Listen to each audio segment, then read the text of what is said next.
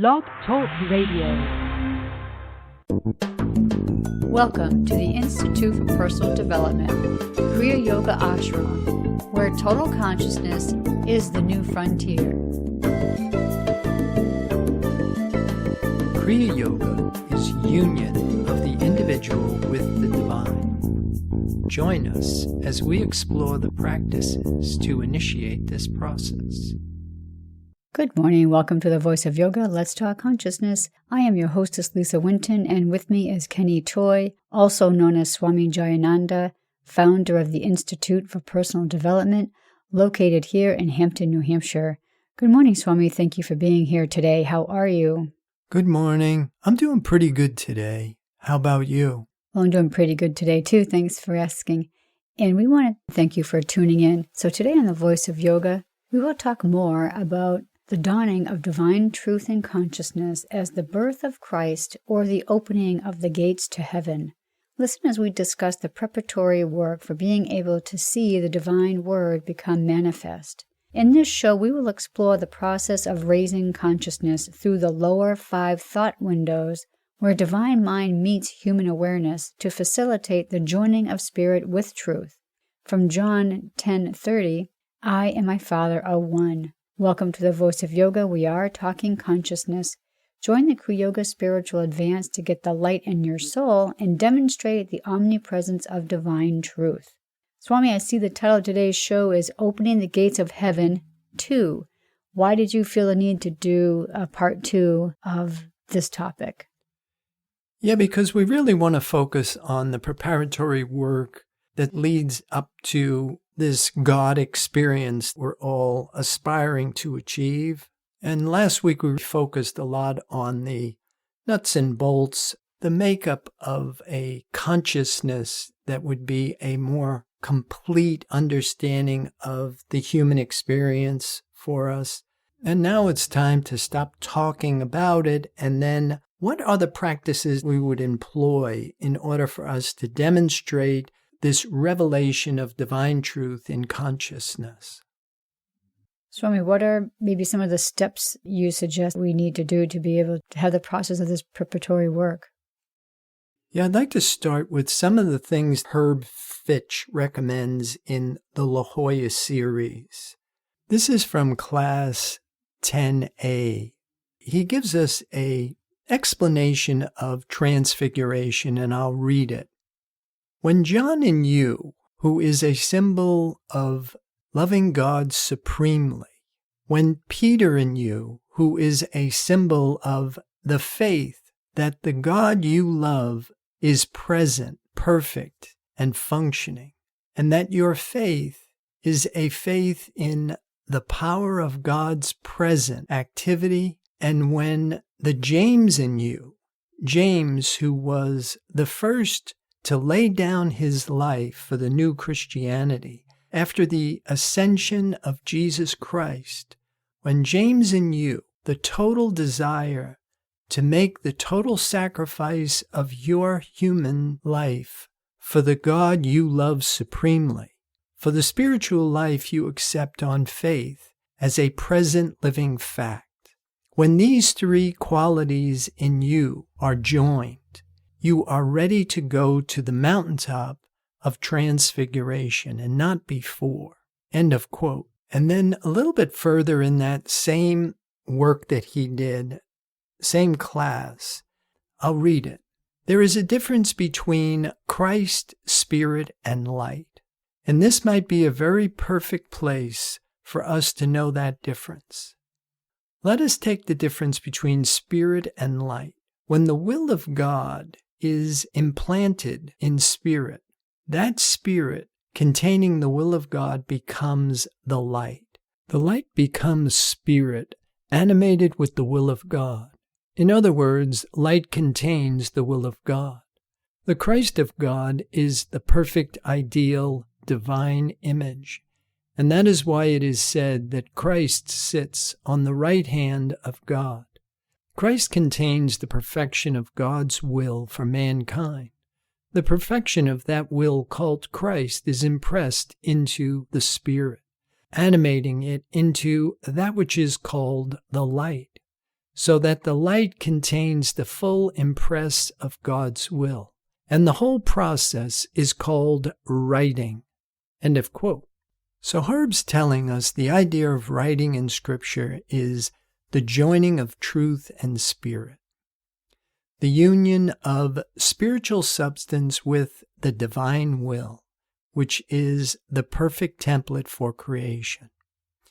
As we mentioned in the previous show, there is preparatory work in order to write. We get the instruction in the Bible when Jesus takes James, Peter, and John to the mountaintop, because this is where Moses and Elijah appear. Moses and Elijah here are the symbols for spirit and truth, or spirit and divine will. And now we'll try and unbox the names of people and internalize them as characteristics within consciousness.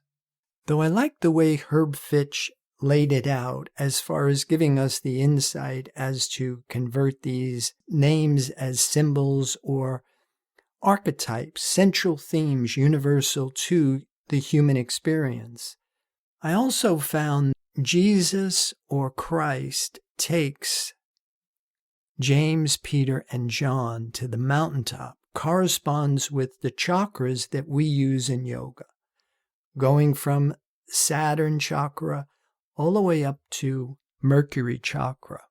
And then, like what we did last week, was we converted these chakras or energy converters in the astral body associated with the personal planets into the 7 words that Mary Baker Eddy used to describe God.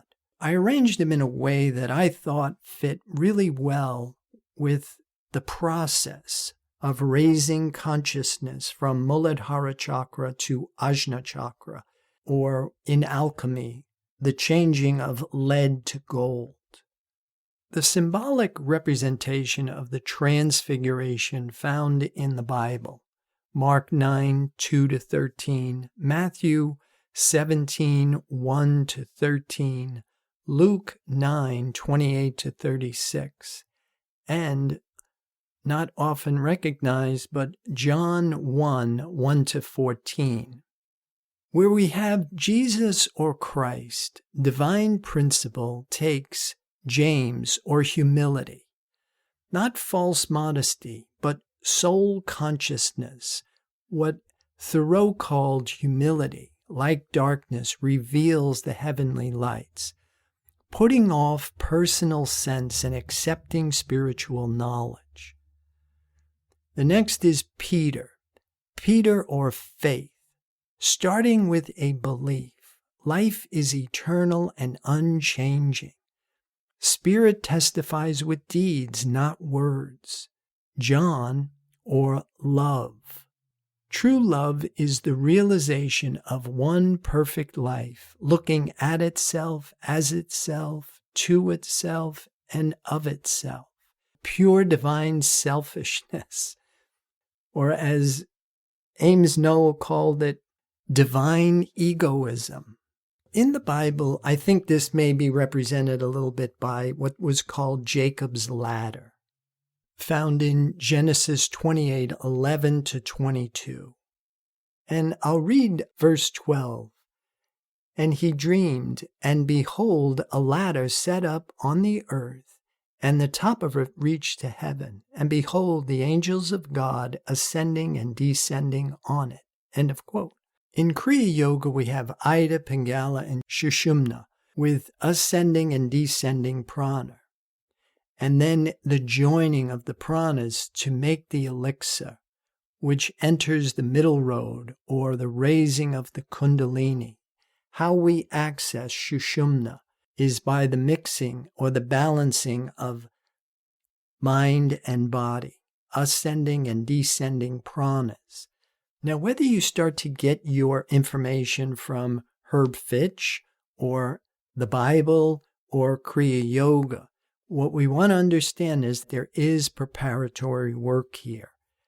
The idea of repenting in the Bible, thinking differently, graduating from living out from our 5 material senses to living out from our 7 spiritual senses, activating spiritual truth in consciousness. So I really like hearing about James, and I kind of take that to heart because I think that's a really important characteristic that maybe we should all employ. To me, he's saying that we have to lay down our mortal sense of self so that we can totally give ourselves over to God. What are your thoughts about that? Well, for me, it's not just James. It's the starting with principle or Saturn, and then going to Jupiter or soul, and then going to Mars or life, and then finally going to Anahata or love. It's this graduation. It's the employing of the ingredients. It's not just one or the other, which seems to be where sometimes it fails. If we don't understand the idea of a recipe, even say, for example, something as simple as an apple pie, in order to make it, you're going to need flour, sugar, apples, or something along those lines. But if you don't have apples, flour, and some kind of sweetener, and you go ahead with it anyway, it's not going to be what most people are calling apple pie. And the same with truth of being. If we don't know ourselves in the way that we're created, if we don't have awareness of these archetypal principles or characteristics in human consciousness that we must be aware of and cultivate, then of course this just becomes words in a book. It's a fairy tale. It's something that Jesus did, or Mary Baker Eddy did, or Joel Goldsmith did, or Herb Fitch did. But it's not the kingdom of heaven at hand. It's not I am one with the divine creative principle. So the idea of yoga or union, I like the word Herb used, joining. He makes it quite clear this isn't something we just sit around and let it happen to us, which is something that we've been saying with Kriya Yoga since the inception of Institute for Personal Development. There are things that we can and we must do to evoke this God experience. And unless we know ourselves in the way that we are created and we practice, just like playing the piano, you know the keys and you hit the right key at the right time for the right amount of time, and you can play the piano. But if you do not know yourself, if you do not know the intricate makeup of your astral mental body, and you go ahead with this anyway, then it becomes the same way as just banging on the piano. It's not music. It's not the Bhagavad Gita or the Song of God. You're making noise. Here we want to play the Song of God. We want to play this mind-body concept as an instrument that is completely in tune with the divine creation, which is happening right here and right now. So Swami, it kind of sounds like that we have to go through some type of a metamorphosis. Oh, absolutely. I mean, just like the acorn has to give up its sense of self in order to become the oak tree, or the caterpillar gives up its sense of self in the chrysalis and it becomes the butterfly. The human in the larvae state must give up this finite mortal sense of self in order to become your true spiritual sense of selfhood, your identity as the child of the divine creative principle. We give up the mortal life for eternal life. We're going to pause right here to hear a word from our sponsors. So listeners, we'll be back with you in just a few moments.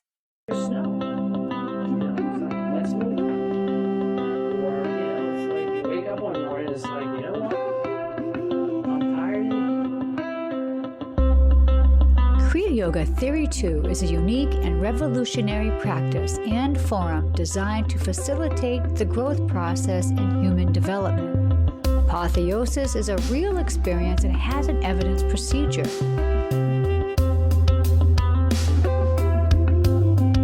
You cannot lead someone to permanent change by doing for them what they must do themselves. Personal accountability and responsibility are the foundation of Kriya Yoga Theory 2. You must be engaged and devoted. Prana power brings virtue to overcome fear, wisdom to overcome ignorance, purpose to overcome selfishness, enthusiasm to overcome laziness. Kriya Yoga is a path of action, knowledge, and devotion. These sessions are a celestial positioning system to guide the individual into union with the divine.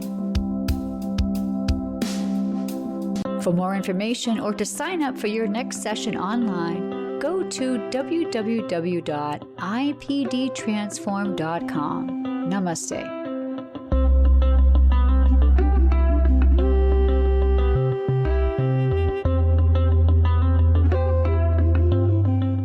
Welcome back. For those of you just joining us, you're listening to The Voice of Yoga, and we are talking consciousness. So, Swami, question about James, Peter, and John. How would they be symbolized with the chakra system? Well, that's one of the reasons why I kind of changed the order a little bit from what Herb Fitch had done. He starts with John, which was the symbol for love, loving God supremely. Then he went to Peter, which was the symbol for faith, the symbol of the faith that the God you love is present, perfect, and functioning. And then he went to James, which was the symbol for sacrifice, giving up, like you said, your human life for the God you love supremely. Now, in order for that to match up with my understanding of the chakras in yoga, if you associate Anahata, the heart center, is love. So that would be John. Then if you went to the navel center, which is Jupiter, because the Mary Baker Eddy word that I'm using to associate that with is soul. And Jupiter would be more in sync with humility, as opposed to Mars, which is the next one up at the solar plexus center, which would be the symbol for the Mary Baker Eddy word life. And I associated that with Peter and faith. So even though it's a little bit different with regard to the order, what we really want to understand is it is the joining of these characteristics in human consciousness enabled us to reach the mountaintop, which in yoga physiology would be the throat center, Mercury, symbolized by Vishuddha chakra, and the Mary Baker Eddy word for that we assigned it to was mind. So it's a little bit confusing maybe, and everybody might have their own way of putting this together. Same thing with a recipe. As long as you understand the ingredients, sometimes it really doesn't affect anything too much if you mix everything together in a bowl. Things that are going to be mixed together go together, and it doesn't matter which goes in first as long as it's included in the recipe. When we're dealing with consciousness, the expansion of consciousness and the raising of consciousness, I find it to be a similar thing. The order sometimes really doesn't much matter. The idea here is you are thorough in what it is that you are performing. So, Swami, if I understand this right, you're saying James represents Jupiter, Peter represents Mars, and we have John represents Anahata chakra. So what do we do with this information now? Yeah, see, what's happening here is, first of all, you started with principle, and then you went to humility or soul awareness. And then as you came up, you went to life, which is the component of faith. And then the next one up, which was love at the heart center. Now, all of this takes place on the mountaintop. So once we get to Mercury chakra, Vishuddha chakra, mind, Moses and Elijah appear. This is the preparatory work that's in place in order for us to bring forth spirit and truth. And then, like Herb said, the joining of spirit with truth brings forth what was called light. In the Transfiguration, you understand, Jesus disappears and the light appears. And there's a very similar way of representing all of this found in the Bhagavad Gita as well. And so truth and spirit, that's the third eye center. And getting to the third eye center is where personal will is surrendered.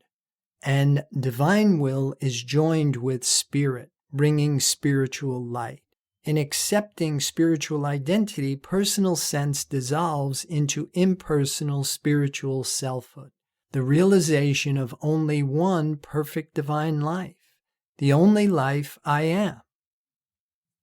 So all this preparatory work is supposed to deliver us to this God experience. Right. And if we want the God experience, we must go where God is, which means we get out of where God isn't. We initiate the process of rising above corporeal sense in a sequence. We start at Muladhara Chakra with principle, and we come out of time. We move up to Svadhisthana Chakra with soul, out of space. We move up to Maniparaka Chakra with life, out of form. We move up to Anahata Chakra with love, out of belief. We move up to Vishuddha Chakra with mind, out of thinking. We move up to Ajna Chakra with truth, out of animal magnetism. We move up to Sahasrara Chakra with spirit, out of personal sense.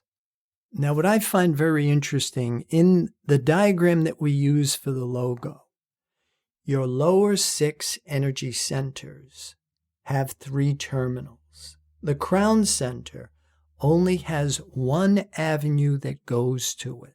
So we really have to make this happen at Muladhara Chakra, the balancing of ascending and descending pranas, attuning the mind-body complex to the divine idea.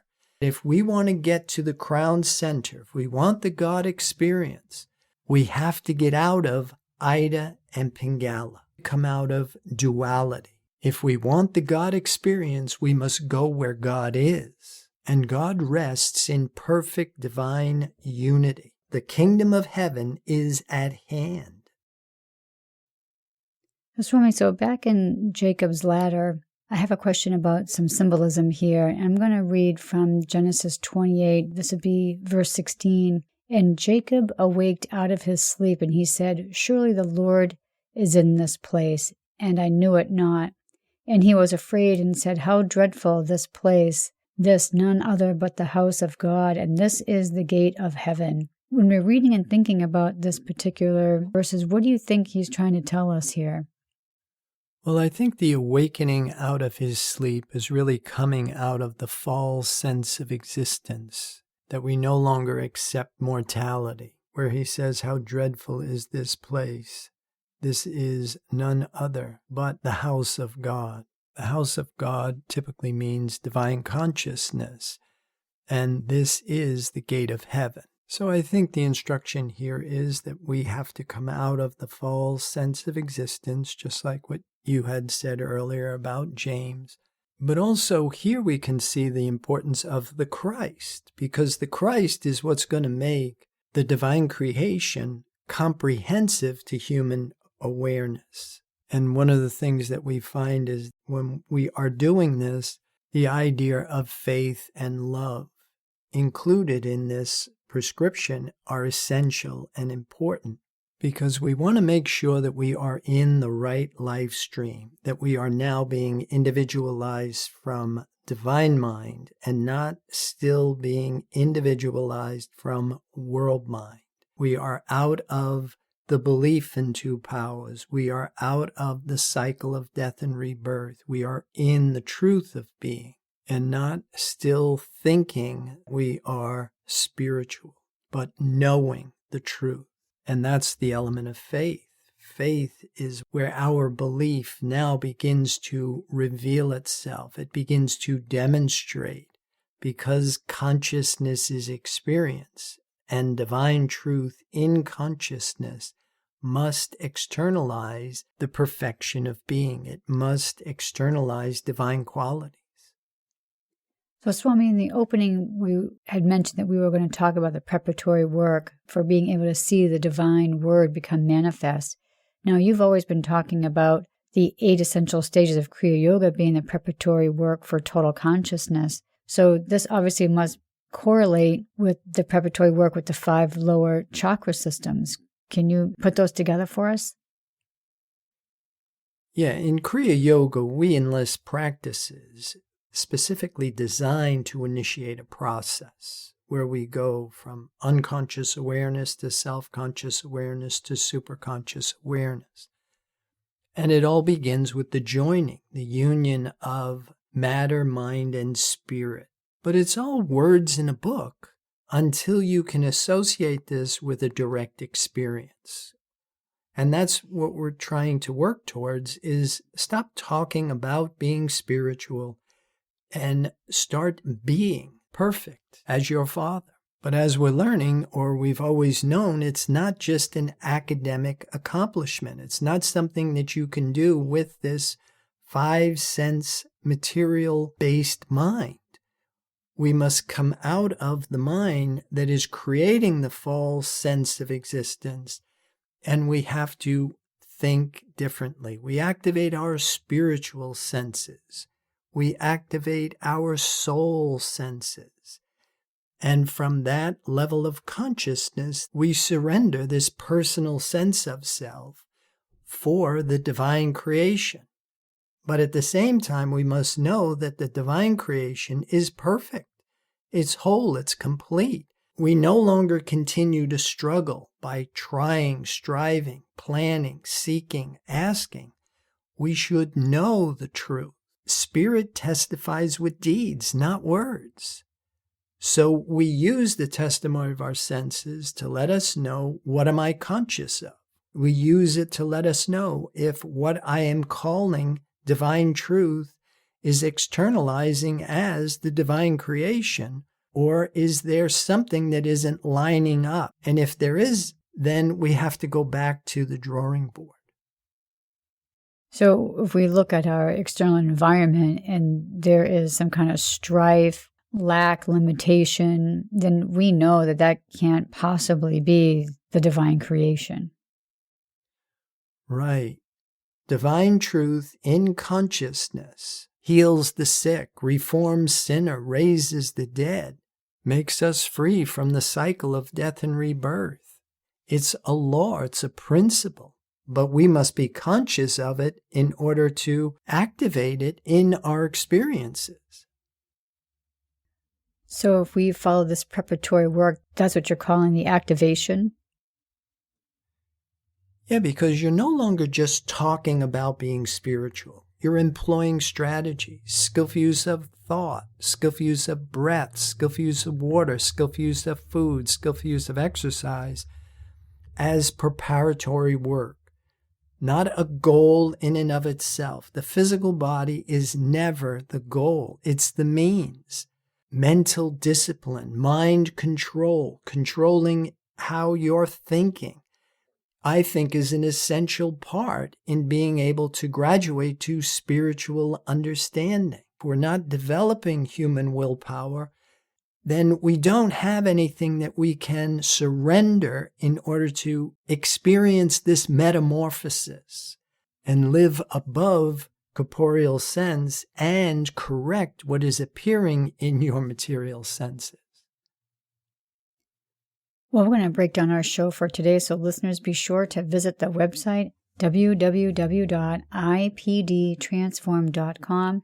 On the home page, when you see the fading banner Blog Talk Radio, click it. It directs you to its catalog page. Click the Products tab, then Online Classes directs you all the classes that Swami has available. Swami, any final thoughts about today's program? Well, I would like to encourage people to join the Kriya Yoga Spiritual Advance, get the light in your soul, and demonstrate the omnipresence of divine truth. Namaste. Thank you for listening to our program, The Voice of Yoga. This is Lisa Winton, along with Swami Jayananda, signing off. Have a wonderful Kriya Yoga kind of day. Namaste.